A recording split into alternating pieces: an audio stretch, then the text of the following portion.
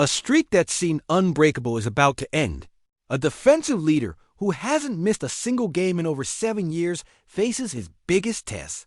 While the team makes desperate roster moves and the star quarterback preaches about passion, the question isn't whether Washington can win without their defensive general, but whether that general will even be able to step on the field. 3 stories that will change your perspective on the rest of the Commanders' season. Bobby Wagner, the beating heart of the Commanders' defense, is questionable for Sunday's game against the Vikings due to a knee injury suffered in the overtime loss to Denver. This isn't just another injury update on the weekly report. We're talking about the possible interruption of one of the most impressive streaks in the entire National Football League. 125 consecutive games. Let me repeat that. 125 consecutive regular season games without missing a single one. Since that moment, he's been on the field for every important defensive snap, accumulating 8,488 defensive snaps, the highest figure in the entire league during that period.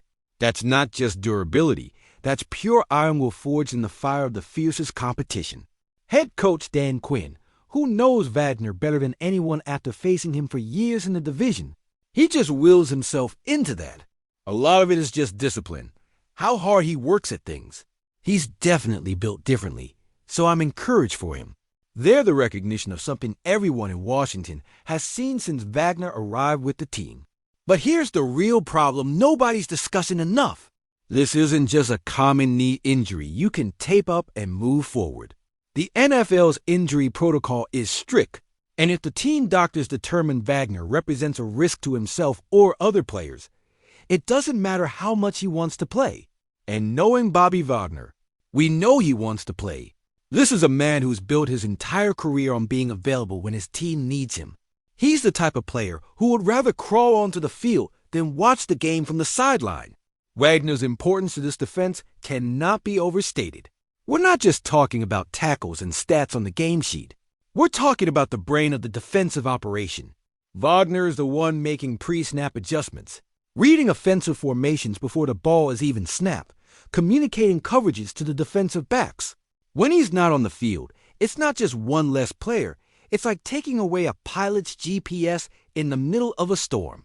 And the timing couldn't be worse. The Commanders are traveling to Minneapolis to face a Vikings team that, while struggling this season, remains dangerous at home. U.S. Bank Stadium isn't a friendly place for visiting teams. And now Washington might have to navigate those turbulent waters without their defensive anchor. Minnesota's quarterback room may be questionable, with J.J. McCarthy barely finding his rhythm in the NFL. But that doesn't mean they're incapable of exploiting a disorganized defense. Here's the brutal reality Washington fans must accept. Every game from now until the end is practically an elimination game. There's no margin for experiments or learning on the fly without your defensive leader. Wagner's career has been a masterclass in longevity and excellence. 14 seasons in the league. 1,953 total tackles, 15 interceptions, 10 Pro Bowl selections, 6 times named first-team All-Pro. These aren't numbers that accumulate by accident. But here's the question nobody wants to ask out loud. Is Bobby Wagner at 35 years old? We're not talking about a muscle pull that heals in a week. We're talking about joints that have absorbed thousands of full-speed collisions for over a decade. Medical science can work wonders, but it can't reverse the biological clock. That phrase is important because it implies what works for Wagner doesn't necessarily work for other players. Because it's one thing to play injured in a playoff game with everything on the line. It's something completely different to risk permanent damage in Week 14 of a lost season. The reality is if Bobby Wagner can't play Sunday, the Commanders will have to find a way to compensate not just for his physical production, but his intangible leadership. And that, friends, is a nearly impossible task. Because you can train a player to make tackles. You can teach him schemes and coverages. But you can't teach the presence Wagner has on that field. You can't replicate the confidence his teammates feel knowing he's behind them, ready to clean up any mistake they make. Do you think Wagner should play injured or protect his health for the future? Leave us your comment below. On Saturday, the Commanders announced they're activating wide receiver Noah Brown from the injured reserve list. In the corresponding move to make room on the 53-man roster, the team released veteran receiver Chris Moore. This isn't just a routine administrative move, but he's not an unknown player in this league either. At 29 years old, Brown has built a solid career as a reliable receiver who does the dirty work, never becoming a star but always being valuable enough to keep a roster spot. Then he made the jump to Houston, signing with the Texans and re-signing on another one-year pact for 2024. The pattern here is clear. Brown has never gotten that big multi-year contract some receivers get, but he's always found work. The story of how Brown ended up in Washington is interesting in itself. He was among Houston's final roster cuts coming out of preseason training camp. The Commanders picked him up quickly and promoted him to the active roster almost immediately. Washington then brought him back on a one-year deal for 2025, showing the organization believes Brown has more to offer. But here's the catch. Brown has only appeared in 2 games this season for the Commanders before getting injured. Not record-breaking numbers, but not insignificant either for a receiver trying to find his rhythm in a new offensive system. Moore was never a star, but he was the type of special teams player and depth receiver every team needs. Releasing him suggests the organization believes Brown offers more upside at this specific moment. They're willing to make adjustments even in Week 14 when many teams with losing records simply give up and start thinking about the draft. Still trying to find combinations that work.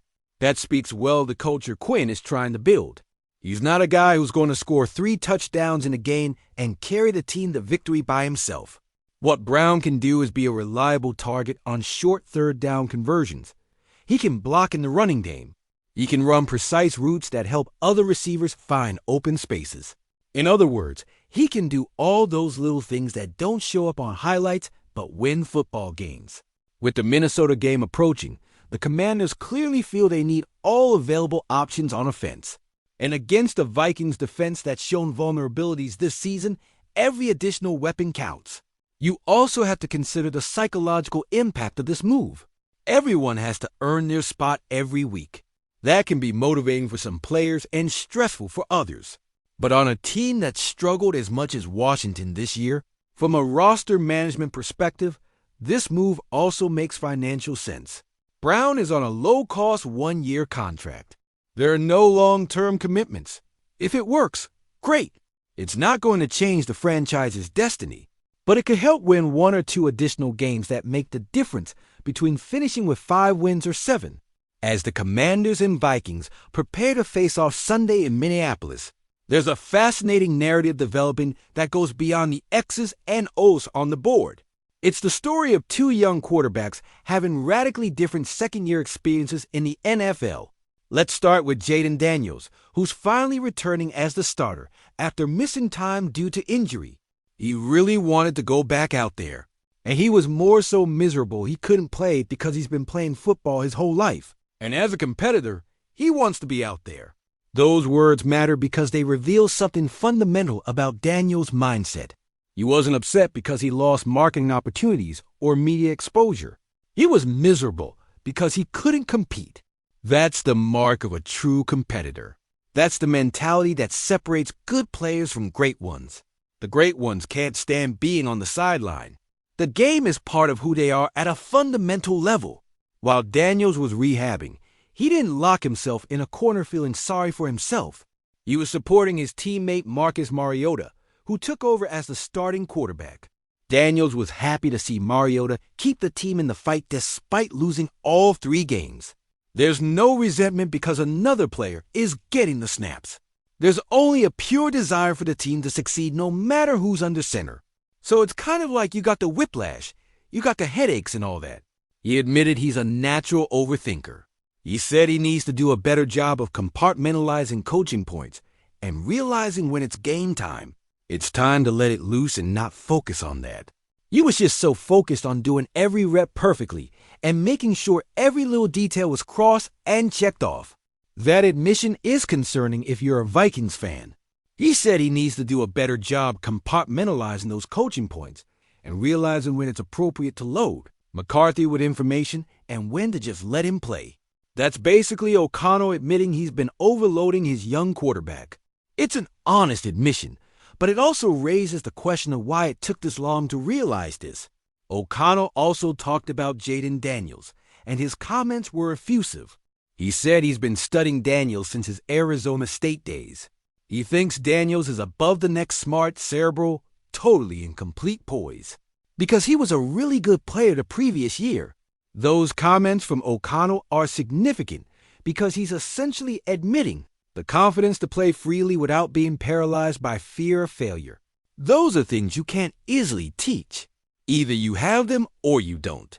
The difference in these two quarterbacks' experiences also reflects the differences in their team's trajectories. Washington, despite its losing record, still has something to play for. There's still hope. There's still energy. The Commanders are trying to stay in the playoff conversation, however unlikely that may be. There's a sense of purpose. Minnesota, on the other hand, feels like a team that's already thinking about next season. Kevin O'Connell was named Coach of the Year last season, but this year has been a major step backwards. The Vikings quarterback room might be the worst in the entire NFL. There's no excitement. There's no momentum. There's just a team trying to survive until the season ends.